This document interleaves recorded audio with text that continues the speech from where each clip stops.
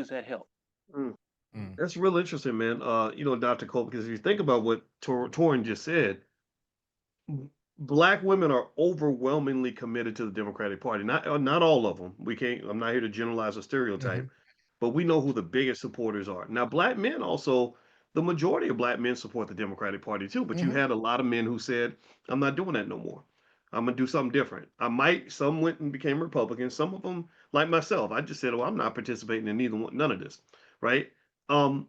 So it seems to me, Dr. Cole, that if they're expecting black women to lead the black community and all black women are pretty much following the talking points of the Democratic Party, it's not even really black women leading the community. It's the Democratic Party leading the community, right? Because if I'm following you and you following somebody else, then I'm not really following you. I'm following the person that you're following, right? So it almost seems like there has to be sort of just a reset on black conversations in general, especially now because it seems like people are more sensitive to things like, so for example, I Hmm. might say to the black women in my family, who most of whom love the Democrats, I'll say, yeah, but voting ain't never put no food on this table. Voting has never done anything to change my life. Voting didn't keep me from getting shot when I was 25 years old. My best friend got his brains blown out. So I got a different set of a perspective from you. And it doesn't mean your perspective is not important. It just means that I got to figure out how to solve some problems. And I found that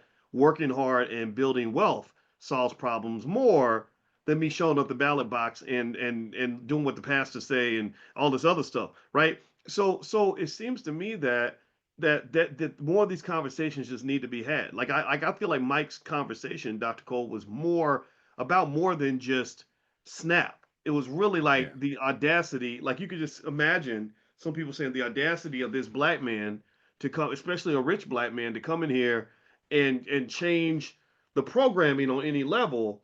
We gonna try to cancel him and all that. Because remember, Charlemagne, first thing he said is that he said, "Oh, they're gonna cancel you for that. They're gonna get you for that." Right? So what are your thoughts on that, Hmm. Dr. Cole? I mean, I think one, we shouldn't be afraid to have free thoughts. If you have thoughts and they lean on that Democrat side, go with your conviction. If they lead an independent, go with your conviction. I think once you're afraid to give your opinion and your real thoughts as a man or as a agentic person, human being that's free, I think therein lies a problem. I think that I was talking about this in my book club. I'm in a black men's book club. We meet every Saturday, right? And we were talking about like when like when did the conversation get to listen, if you say it in the 70s, 80s, and 90s, this is the black topic, the black people think like this, well, that made a lot more sense. There was less people, there was more concentration, we had a lot of shared experiences in that way. But like somebody can say, well, I'm here just for the black people. I think Roland was saying that when he was going at Charlemagne. I support black people. Well, there's two different black people that exist.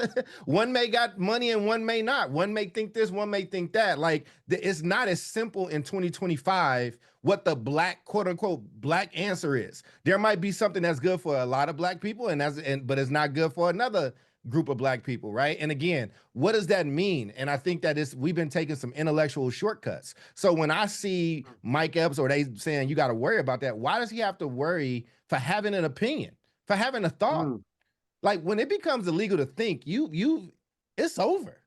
It's done. mm, When mm, somebody's asking you not to think, to turn your brain off over and over and over again, like there's a different name for that. And again, whether it's Republican, whether it's Democrat, or whatever the case is, if I'm in a room and you already know my answer or my answers are preordained before I can even get it, I don't need to be in mm, that room. I don't think that room is really mm, there to help me. And who is benefiting from that? Who stands to gain? Because it's a lot of mm. ways we vote against ourselves. Like again, there's a lot of and just full disclosure, y'all, I used to serve in a Democratic Party.